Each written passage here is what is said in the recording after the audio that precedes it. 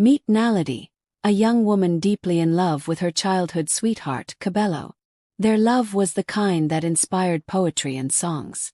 But just hours before their wedding, Naledi stumbled upon a secret that shattered her world, a betrayal so deep that it left her questioning everything she thought she knew. Stay stunned, for you won't believe what happens next. But before we dive into this emotional roller coaster, if it's your first time here, kindly subscribe, like, and turn on the notification bell to stay updated with our next upload. Now let's dive into the full story. The Johannesburg skyline twinkled in the distance as Naledi sat in her car, staring blankly at the steering wheel. The soft hum of streetlights buzzed around her, but she couldn't hear it. Her breath came in shallow bursts, and her fingers trembled as she gripped her phone. "Naledi, are you okay?" A text from her best friend, Thandi, flashed on the screen. The words blurred as tears welled in her eyes. She had always thought her life was perfectly imperfect. A job she loved as a nurse, a fiancé, Cabello, who made her feel like the only woman in the world, and Thandi, her rock through every storm. But tonight, the weight on her chest felt like an anchor pulling her into the abyss. A memory from earlier that evening clawed its way into her mind. Cabello had been acting distant for weeks, brushing off her questions about their upcoming wedding. "Work's just been hectic," he'd said, kissing her forehead. But it was more than that. The man who once made her feel like she was his entire world now seemed like a stranger. She had ignored the signs, convinced herself that it was just pre-wedding jitters. But then she found the receipt. It had been tucked in the back pocket of Cabello's jeans while she was doing laundry. A receipt for dinner at an upscale restaurant in Sandton. The date. The same night he told her he'd been working late. The name on the bill. Thandi Kumalo. Naledi's stomach churned at the thought. Her best friend. Cabello. Together. No, she whispered to herself. It can't be true. She had to confront them. She needed to hear the truth, even if it shattered her. Pulling herself together, Naledi typed out a message to Cabello. "We need to talk. Now." Cabello arrived at Naledi's apartment 20 minutes later. He walked in, his usual confident swagger replaced with a cautious hesitance. His dark eyes searched her face, and she could tell he knew something was wrong. "What's going on, Naledi? You sounded upset," he said, his voice calm but wary. She took a deep breath, her heart pounding so hard it felt like it might burst. "Where were you last Thursday night?" Cabello frowned. "I told you I was working late. Why are you?" Naledi cut him off, her voice sharp. "Don't lie to me, Cabello. I found the receipt." His face froze, the color draining from his skin. For a moment, the only sound in the room was the distant hum of traffic outside. "Hey, I can explain," he stammered. But Naledi shook her head, tears streaming down her cheeks. "Explain. Explain how you were having dinner with Thandi while I was at home, planning our wedding. Do you know what that feels like, Cabello? Do you?" Cabello's shoulders sagged, and he sank onto the couch. "It's not what you think," he began, but Naledi's rage boiled over. "Then what is it? Tell me, Cabello. What were you doing with her?" Before he could answer, Naledi's phone buzzed. It was Thandi. The timing was too cruel. "Answer it," Naledi said, her voice trembling. Cabello hesitated but finally nodded. Naledi put the call on speaker. "Thandi," Naledi said, her voice cracking. "Cabello is here. Why don't you tell me what's going on?" There was a long pause on the other end of the line. When Thandi finally spoke, her voice was barely a whisper. "Naledi. I'm so sorry." The world seemed to tilt on its axis.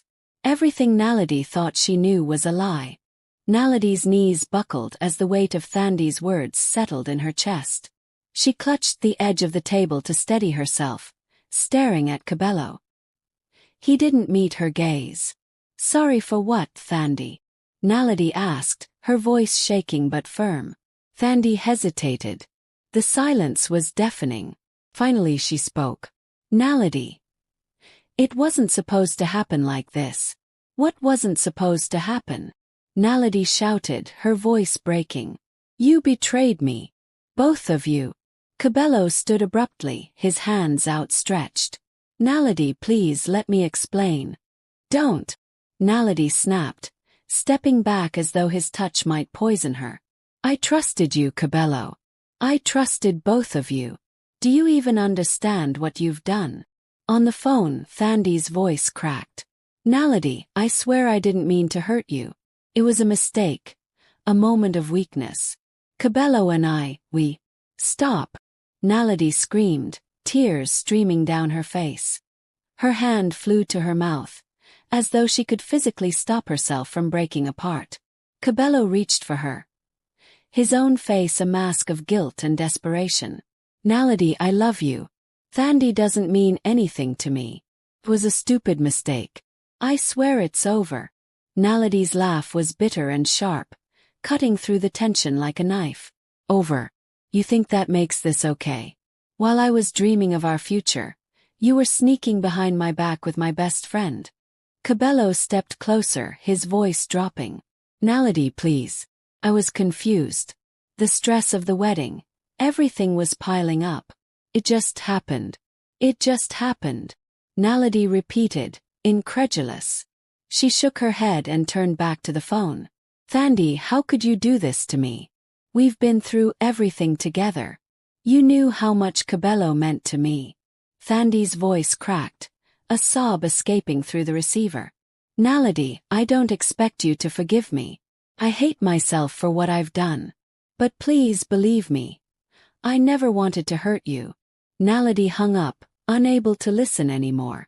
The room felt suffocating, the walls closing in on her.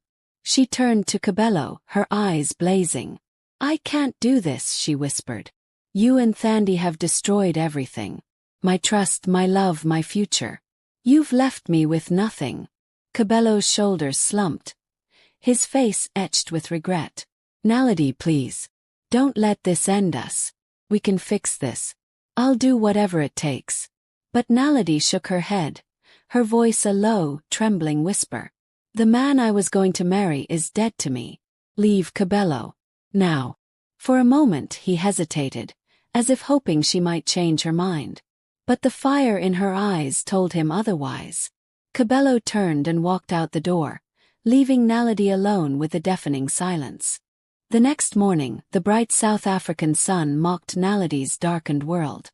Today was supposed to be her wedding day, a day filled with laughter, love, and promises of forever. Instead, it felt like a funeral for a life she would never have. The ornate wedding dress hung limply on its hanger, a stark reminder of everything she had lost. Naledi stared at it, tears stinging her eyes. How could everything have gone so wrong? Her phone buzzed incessantly, messages pouring in from friends and family. Everyone wanted to know where she was, why she hadn't arrived at the venue. She ignored them all. Finally, her mother, Mama Thembika, called. Naledi couldn't bear the thought of her mother worrying, so she picked up. Naledi, where are you? Mama Thembika's voice was a mix of concern and urgency. The guests are arriving. What's happening? Naledi choked back a sob. Mama. There's not going to be a wedding. What do you mean? Her mother asked, alarmed. Naledi, are you okay? Did something happen with Cabello? Naledi hesitated, the words caught in her throat. How could she explain this betrayal to her mother? To anyone? It's over, Mama, Naledi whispered. Cabello betrayed me. I can't marry him. Her mother gasped. Betrayed you? Naledi, what do you mean? Naledi's voice broke as she explained everything, the weight of her pain pouring out with each word. When she finished, there was a long silence on the other end of the line. I'm coming to you, Mama Thembika said firmly. You don't have to face this alone. Naledi's heart ached with gratitude, but it didn't ease the pain.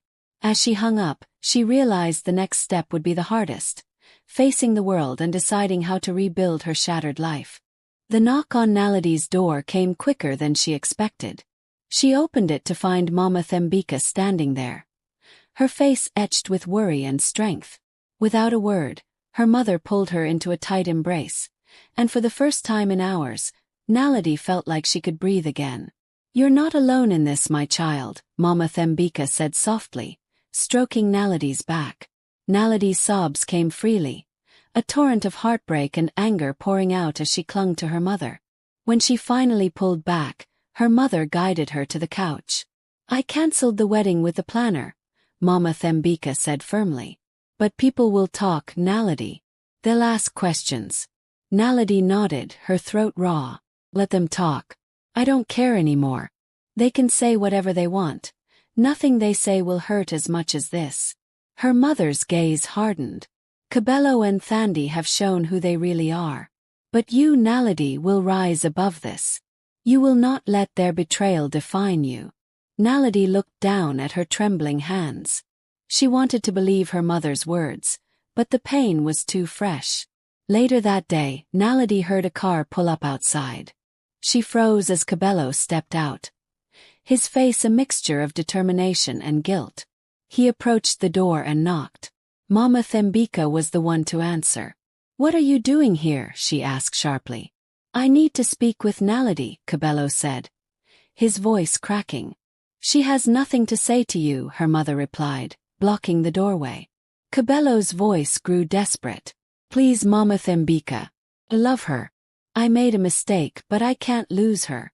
Just give me a chance to explain." From inside, Naledi's voice rang out. "Let him in, Mama." Her mother hesitated but stepped aside, her expression icy.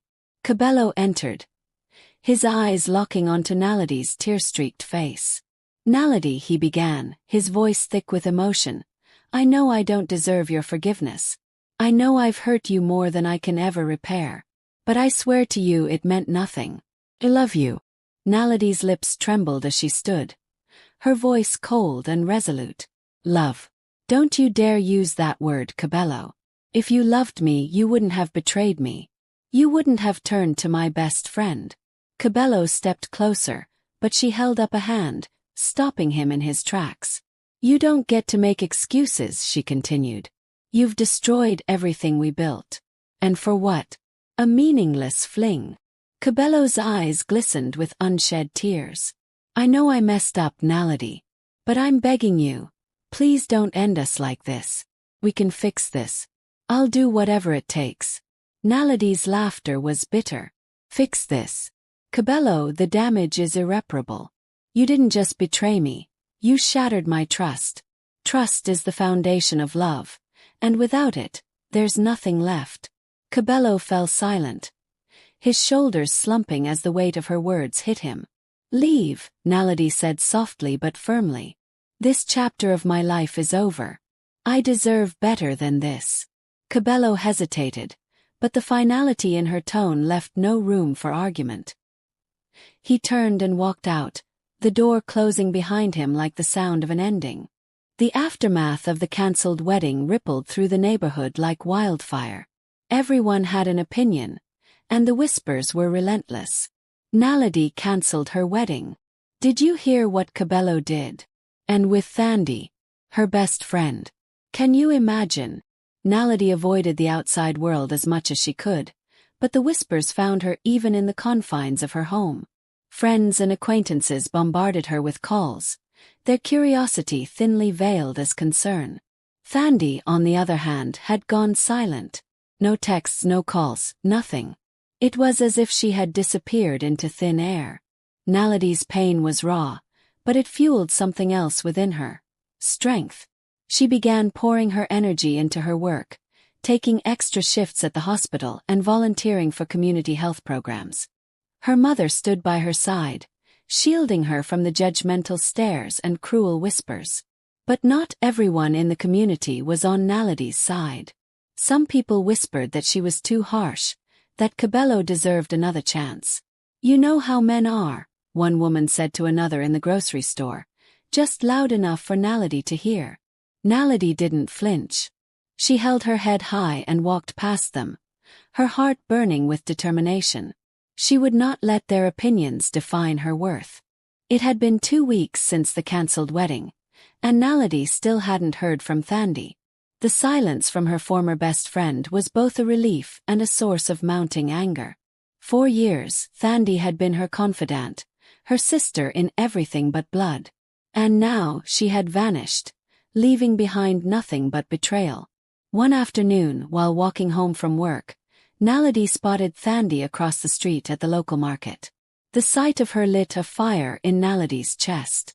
Without thinking, she crossed the street, her pace quick and determined. "Thandi!" Naledi called, her voice sharp.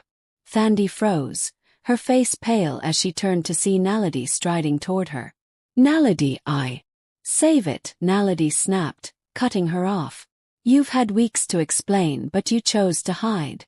Now you're going to listen." The people in the market began to take notice, their curious gazes turning toward the two women.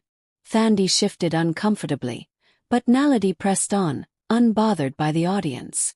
"You were my best friend," Naledi said, her voice trembling with emotion. "I trusted you with everything. My dreams, my fears, my heart. And you betrayed me in the worst way possible. Why, Thandi? Was I not enough of a friend to you? Was my happiness not worth anything?" Thandi's eyes filled with tears. "I don't know what to say, Naledi. I made a mistake. I was weak." "Weak?" Naledi's voice rose, her pain spilling out like a flood. "You weren't weak when you smiled at me, knowing what you were doing behind my back. You weren't weak when you stood by me, pretending to support me. You were calculated, Thandi. You made a choice, and that choice was to destroy everything we had." Thandi wiped at her tears, her shoulders shaking. "I never meant to hurt you, Naledi. I don't even know why it happened. Cabello and I. It wasn't supposed to go that far." Naledi let out a bitter laugh. "Not supposed to go that far. You had months to stop, Thandi. But you didn't. And now here we are." The tension was thick, the murmurs of the crowd growing louder. Naledi didn't care about the stares or whispers. She had spent too long bottling up her pain. "I don't want your apologies," Naledi said firmly. "I don't need them. What I need is to move on, and for that to happen I need you out of my life. Don't contact me again, Thandi. We're done." With that, Naledi turned and walked away, her heart heavy but her resolve stronger than ever. The confrontation with Thandi left Naledi emotionally drained, but it also gave her a sense of closure. She no longer felt like a victim trapped in a whirlwind of betrayal. Instead, she felt a spark of power, a determination to rebuild her life on her own terms. Naledi threw herself into her work at the hospital, earning the respect of her colleagues and patients alike. Her dedication and compassion became the talk of the community, overshadowing the whispers about her cancelled wedding. One evening, after a long shift, Naledi sat on her balcony, staring at the Johannesburg skyline. The city lights shimmered like stars, a reminder that life continued, no matter how broken one felt. Her phone buzzed on the table beside her. It was a message from her cousin, Lerato. "Lerato. Hey, I'm organizing a weekend getaway for a few of us. You should come. You need some fun in your life." Naledi hesitated, her thumb hovering over the screen. She hadn't been out socially since the wedding fiasco. The thought of being around people, laughing and pretending everything was fine, felt exhausting. But Lerato's words stuck with her. "You need some fun in your life." After a moment, she typed back, "Naledi, count me in." The weekend getaway was to the Drakensberg Mountains, a place Naledi hadn't visited in years. As the group arrived, the crisp mountain air and stunning views took her breath away. "You need to let loose, cuz," Lerato said, slinging an arm around Naledi's shoulders. "Forget Cabello, forget Thandi. This weekend is all about you." Naledi smiled faintly. She wasn't sure if she could truly let go of the pain, but she was willing to try. As the weekend unfolded, Naledi found herself laughing again, genuine belly-shaking laughter. She hiked, danced around a bonfire, and even dared to try ziplining. For the first time in weeks, she felt free. One evening, as she sat watching the sunset, Lerato joined her. "You've been through hell, Naledi," Lerato said gently. "But look at you now. You're stronger than ever. Cabello and Thandi didn't break you. They revealed your resilience." Naledi nodded, her heart swelling with a mix of gratitude and determination. "I won't let them define me, Lerato. I'm done being a victim." It's time to take control of my life. Back in Johannesburg, Naledi was settling into her new normal. The weekend getaway had given her a renewed sense of purpose, and she threw herself into her work with vigor. But life has a way of throwing curveballs when you least expect it. One Friday evening, Naledi stopped by a cozy cafe in Melville to grab a cup of tea before heading home. As she waited for her order, the door jingled, and in walked a man who immediately caught her attention. He was tall, with a warm smile that seemed to light up the room. His deep brown eyes scanned the cafe before settling on Naledi. He hesitated for a moment, then walked up to her. "Excuse me," he said, his voice rich and steady. "You look familiar. Have we met before?" Naledi frowned slightly, searching her memory. "I don't think so. Maybe you've seen me at the hospital. I'm a nurse at Johannesburg General." "Ah, that must be it," he said, extending a hand. "Themba. My younger sister was admitted a few months ago.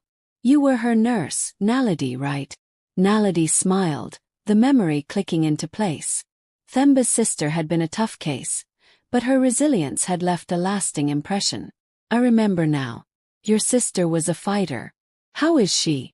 "She's doing great, thanks to you," Themba said, his gratitude evident. "I've been meaning to thank you for how well you cared for her. Can I buy you dinner as a thank you?" Naledi hesitated, the remnants of her trust issues bubbling to the surface. But there was something genuine about Themba, something that made her feel at ease. "I appreciate the offer, but you don't have to." "I insist," Themba interrupted, his smile widening. "Think of it as a casual dinner between two people who've had a rough year." Naledi laughed despite herself. "All right, Themba. Dinner it is." The dinner was surprisingly enjoyable. Themba was easy to talk to, with a quick wit and a compassionate heart. He shared stories of his upbringing in KwaZulu-Natal and his work as an architect. Naledi found herself opening up, sharing snippets of her life, though she carefully avoided mentioning Kabelo and Thandi. By the end of the evening, Naledi felt lighter, as if a weight she hadn't realized she was carrying had been lifted. "Thank you for tonight," she said as they walked to their cars. "No, thank you," Themba replied. "I hope this isn't the last time we do this." Naledi smiled, a flicker of warmth igniting in her chest. "We'll see." Over the next few weeks, Themba and Naledi saw each other more often. Their connection deepened with every conversation, every shared laugh. But as their bond grew, so did Naledi's fear. One evening, as they strolled through the Johannesburg Botanical Gardens, Themba noticed her pensive expression. "What's on your mind, Naledi?" he asked gently. She hesitated, the words caught in her throat. Themba stopped walking and turned to face her. "You can tell me," he said softly. "Whatever it is, I'm here." Naledi took a deep breath, her fingers twisting together nervously. "It's just, I've been hurt before, Themba. Deeply. And trusting someone again. It's not easy for me." Themba's expression softened. "I understand," he said. "We've all been through things that leave scars. But I'm not Kabelo, Naledi. I'm not here to hurt you. I'm here because I see someone strong, kind, and worth knowing." His words touched Naledi, but they also scared her. "What if I'm too broken for this?" she whispered. Themba stepped closer, his gaze steady. "You're not broken, Naledi. You're healing. And healing takes time. I'm willing to wait." Naledi felt a lump rise in her throat. For so long, she had built walls around her heart, believing they would keep her safe. But here was Themba, willing to wait, willing to see her for who she truly was. For the first time in a long time, Naledi allowed herself to hope. As Naledi and Themba grew closer, she began to feel a sense of peace that had been missing for so long.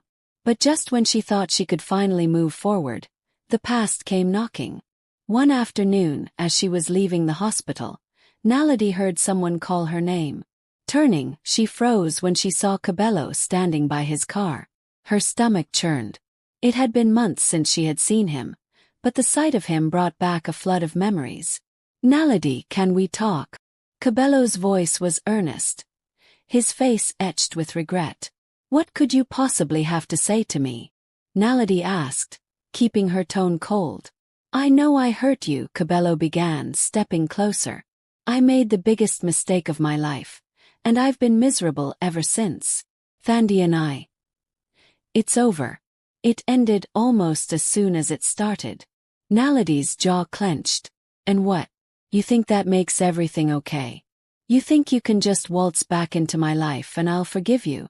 No, Cabello said quickly. I don't expect forgiveness. But I miss you, Naledi. Miss us. I'm asking for a second chance. Naledi's heart pounded, anger and confusion swirling within her. You don't get to ask for that, Cabello. Not after what you did. You betrayed me in the worst way possible. I was a fool, Cabello said, his voice breaking. But I've changed. Please, Naledi, just give me a chance to prove it. Naledi stared at him, her emotions in turmoil. For years, she had dreamed of hearing these words, of Cabello realizing what he had lost. But now that it was happening, all she felt was bitterness. I don't need your apologies, Cabello, she said firmly. And I certainly don't need you in my life. With that, she walked away, leaving Cabello standing alone in the parking lot. That evening, Naledi met Themba for dinner. He immediately noticed her distraction. Rough day, he asked as they sat down. Naledi hesitated before telling him about Cabello's sudden reappearance. Themba listened silently, his expression unreadable. Do you still have feelings for him? He asked after a moment. Naledi shook her head. Oh. But seeing him again stirred up everything I've been trying to bury. The pain, the betrayal, it all came rushing back. Themba reached across the table, taking her hand in his. Naledi, it's okay to feel those things. Healing isn't linear. But you're stronger than your past. And you don't have to face it alone. Naledi's eyes filled with tears. For the first time in years, she felt truly supported. The weeks following Cabello's return were tense. Though Naledi had made her stance clear, Cabello was persistent, showing up unannounced at her workplace and even her apartment. One day, Cabello's visit took a dramatic turn. He arrived at her apartment with a file in his hand, desperation written all over his face. Naledi, please, he begged. You need to see this. Reluctantly, Naledi let him in. Cabello opened the file, revealing documents that made her blood run cold. They weren't just cheating, Cabello said. Thandi was using me. She embezzled money from my company and framed me for it. I lost everything, Naledi, my business, my reputation. She disappeared after that, leaving me to deal with the fallout. Naledi stared at the papers, her mind reeling. Part of her wanted to feel vindicated. Cabello was finally facing the consequences of his actions. But another part of her felt pity. I don't know why you're showing me this, she said, her voice steady. Because I need your help, Cabello admitted. You were always the smartest person I knew. If anyone can help me clear my name, it's you. Naledi laughed bitterly. You're unbelievable. After everything you did, you expect me to help you. I'm not asking as an ex-fiancé, Cabello said. I'm asking as someone who's drowning and has nowhere else to turn. Naledi took a deep breath, her emotions warring within her. Helping Cabello felt like a betrayal of herself, but walking away felt wrong too. I'll think about it, she said finally, closing the door on Cabello and his problems for now. Naledi spent the next few days reflecting on Cabello's plea. The evidence he had shown her was damning, and though she felt no loyalty to him, she couldn't shake the feeling that helping him might give her the closure she needed to finally move on. After much thought, she agreed to meet Cabello at a local law firm to hand over the documents and explain the situation. Cabello was visibly relieved, but Naledi was clear in her intentions. This is not about us, she said firmly. I'm helping you because it's the right thing to do, not because I forgive you. Cabello nodded, his expression solemn. Thank you, Naledi. You don't know how much this means to me. The lawyers took over from there, and Naledi walked out of the firm feeling lighter. She had done her part and now she could let go. Meanwhile, her relationship with Themba continued to grow. Themba's unwavering support had been a balm for her wounded heart, and she found herself opening up to him in ways she never thought possible. One evening, as they watched the sun set over the Johannesburg skyline, Themba turned to Naledi with a serious expression. "You've been through so much, Naledi," he said. "But through it all, you've remained kind, resilient, and strong.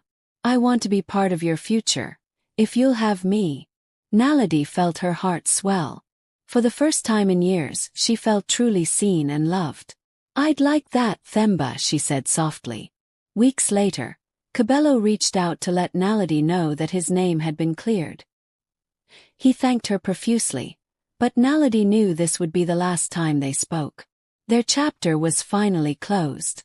At the same time, Naledi received a promotion at work, a testament to her hard work and dedication.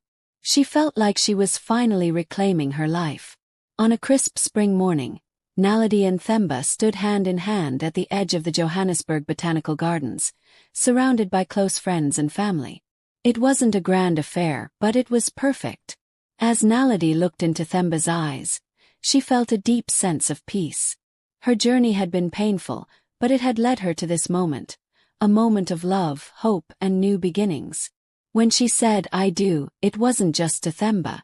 It was to herself, to her future, and to the life she had fought so hard to rebuild. Months later, Naledi received news that Cabello had started a new chapter of his own. He had moved to Cape Town and was rebuilding his life. Though she would never forget the pain he caused her, Naledi realized she no longer felt anger or bitterness. She had forgiven him, not for his sake but for her own. Her story became a beacon of hope among her friends and colleagues. It was proof that even after heartbreak, betrayal, and loss, it was possible to find love and happiness again. And for Naledi, the future had never looked brighter.